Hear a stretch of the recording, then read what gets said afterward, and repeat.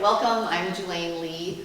I am living in the U.S. right now, but happen to be here this week, and will be the host for today.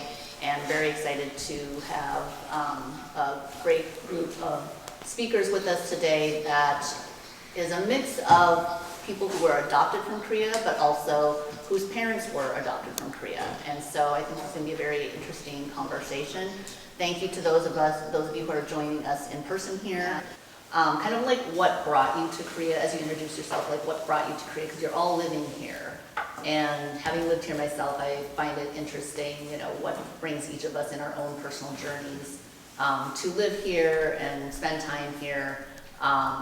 And what kind of led you to that, and whether it was career-wise or other decisions. I think somebody was saying this morning too, like I've never met somebody else who had a parent that was an adoptee, and I think that's a feeling that I've had several years ago, and I hear from adoptees now that this is my first time to meet another adoptee, and what is that like? And so I'm curious also for those of you who have a parent or both parents that are adopted, have you met other young people your age, young adults who are adopted, or what is that like? And Nick, if you want to say anything more about that, like what kind of connections do you think that children of adoptees, whether adults or maybe you were younger, I know Bastian, for yourself, you had siblings, but outside of your family, how has that been, or was that anything that you ever sought out? I think for adopted Koreans, it's something that some of us seek out eventually, but I'm curious for those of you who have a parent who's an adoptee, what has that kind of connection or community been like? In relationship to like you all, have done, career projects, art, research journalism in relationship to adoption. So if you would like to comment on any of those things, and I know that we also have a theme of, there's some of you have connections with the dual citizenship. Brian, you were able to reinstate your Korean citizenship this year and wrote about that.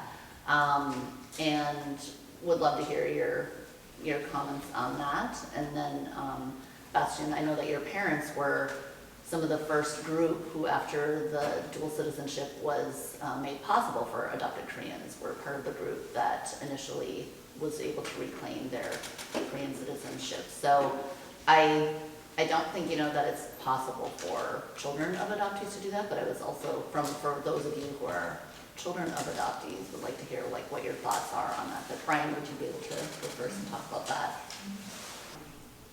I think what you said, Brian, about like Korea did this to us, but they don't know what to do with us because they didn't plan for us to come back. Like they had these processes and systems to send us away, but when we first started coming back, they didn't know what to do with us. And I think now, I submitted my DNA through the Korean Police Department, a few years ago, and they were familiar with the goal and different organizations. But, there's not, to my knowledge, an organization for, children of adopted Koreans. And so, for them to, come across situations like Nick's or, Bastian's or whatever, it's like, well, what do we do, So they didn't think that far ahead, I don't think, as far as, how do we handle this type of situation, and even to hear that both of your situations were dealt with very differently. I mean, if you have,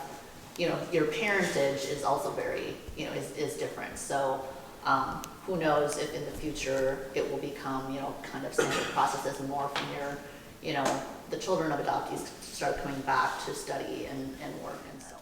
So with the special adoption law that many adopted Koreans and our allies here in Korea and abroad worked on and was implemented, I believe, about 10 years ago. One of the things that we've advocated for many years, for decades, is just our rights, our access to our records, our personal histories, because oftentimes when we go to the adoption agencies, whether in the U.S. or in our receiving country or in Korea, we're met with many roadblocks. I've been to my agency a number of times and I get new information every time. I don't think, I think it's all, what's really in my file, but because I didn't ask certain questions certain times, that information wasn't shared with me until I asked the right questions, like this guessing game.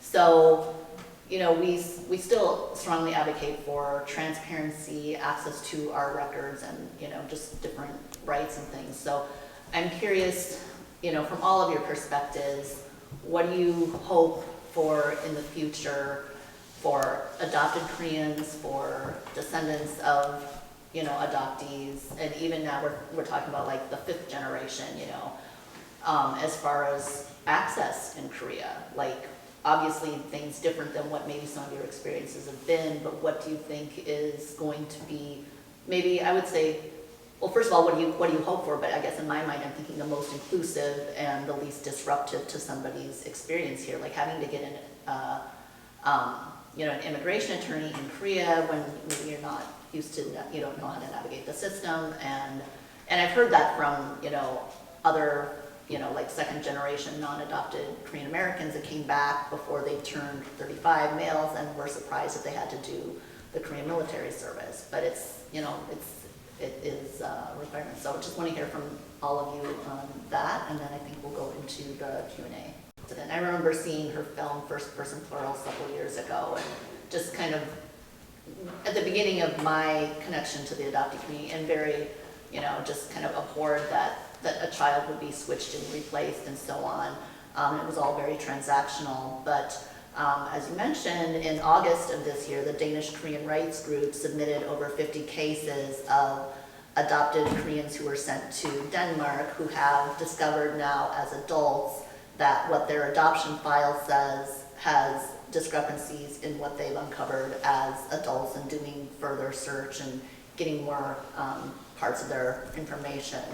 And what that opened up is then, as the media coverage, spread, it was opened up for other, adopted Koreans who were sent to any country, but adopted through Holt or KSS, to submit their information. And I believe to date we've had around 300 cases that were submitted to Korea's Truth and Reconciliation Commission, and I also submitted my case. I was adopted through Holt. And it's all now been opened up again. The Korea's TRC, Truth and Reconciliation Commission, has probably until the end of December or so to decide whether they will do a full investigation into KSS and Holt, because now we have documentation to prove, and more people are coming forward and submitting their case. And we have some of the DKRG, the Danish Korean Rights Group members here, if you'd like to talk with them today. But I think now that it's coming out that there are many cases, and it was probably regular practice. I've known for quite some time that my Korean name and my date of birth are probably made up just to make me more adoptable or whatever.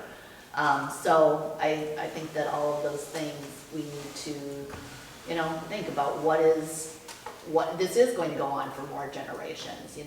Your children, should you choose to have children, they may run into some of the same issues that you did, or even new ones. So again, thank you all for sharing such personal experiences. And I think also if it's one of the first times you've shared in this type of audience, it can definitely have a lot of unexpected emotions. So really appreciate you taking the time to do that today.